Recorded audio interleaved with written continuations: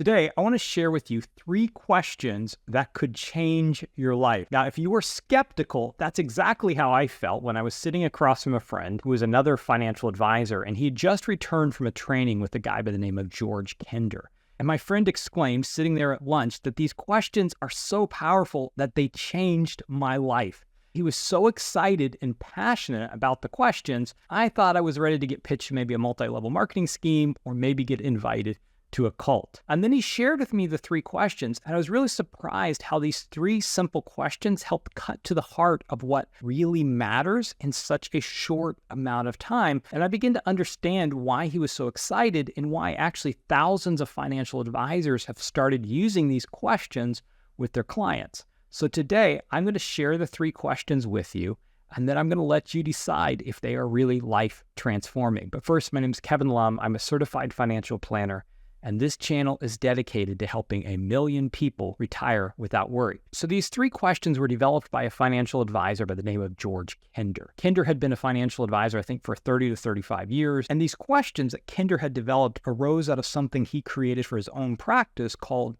life planning. And it was so popular that other financial advisors began to want to implement it into their own practice. And so the Kinder Institute was founded, and there's an entire segment of financial planners who do something called life planning. And for some clients, I found that these questions are helpful because one of the things that we need to do is to give our money purpose. You'll hear me say this over and over again. Money is just a means to an end. It has to have a purpose. What are we going to do with our money? But before we can get clarity around what we want to do with our money, we have to have personal clarity. And so I found that these questions can really be helpful in that process of deciding what you want to do with your retirement or what you want to do with your money. So with that background, let's dive into Kinder's 3 questions. So the first question, and I think this question really complements last week's episode, but the first question is about money, and it's essentially the lottery question. And this question is, what if you took all the constraints off your money? And Kinder says really just to let yourself go, right? Imagine that all of your needs are met, that you never will have to worry about money. You have a limitless amount of money. There will always be enough. And if that was your scenario, you had unlimited amounts of money, would you change anything about the way you lived? Would you travel more? Would you buy a second home? What would you do differently? And some of you may want to just hit pause right now and just kind of sit with this question for a minute. If you had all the money in the world, how would you live your life? Would it change anything? So that's the first question. The second question goes a bit deeper, and it has to do with time, and it doesn't have unlimited amounts of money. In this scenario, you go to the doctor, you're feeling fine, you're feeling healthy, but something's been nagging you, and you go to the doctor, and the doctor runs some tests, and they come back and say, I've got some good news, and I've got some bad news. The bad news is you have a terminal disease, and you're going to die. The good news is you have 5 to 10 years to live, at least 5 years, and no more than 10 years, and you're not going to feel any pain. You're not going to be sick. You're going to be just as healthy and active as you are today. And you don't know the day of your death. You just know within the next 5 to 10 years, it's the end. And so Kinder's question is, look, if you know you have a limited amount of time, 5 years at the minimum, 10 years at the max, you're going to be healthy during that period of time. But during that period, one day, you're just going to keel over. Do you change the way you're living? Will you make any changes to your life, to the way you're living? And how will you do it? What are those changes that you'd make? So again, you may just want to go ahead and pause here. Just take a minute, kind of sit with this question, reflect on it, jot down some notes. And when you're done, just go ahead and resume.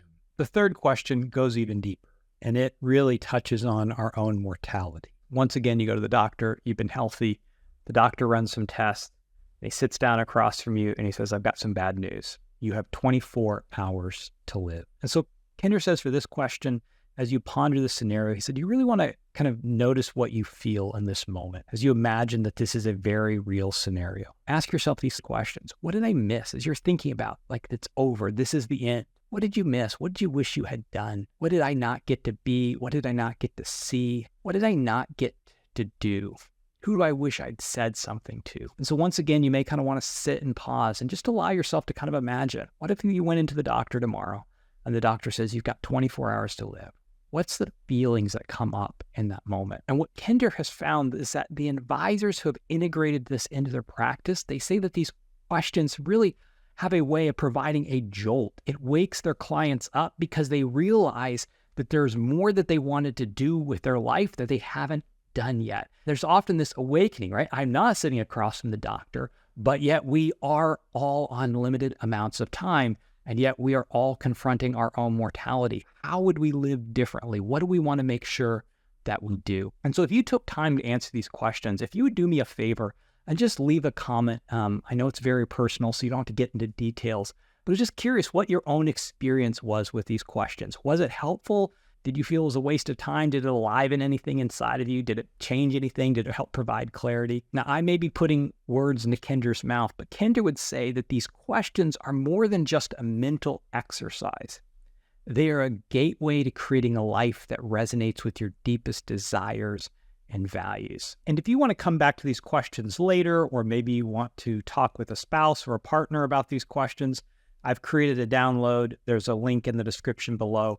But I created a download with the 3 questions and some extra space to journal or take some notes on whatever it is that you feel or whatever comes up as you're answering these questions. Now, if during these questions you realize that it's not possible to live into the life you want to live while continuing to work, or you're trying to decide, like, should I retire now? Well, I have a video where I help you answer that question, and you can watch it now.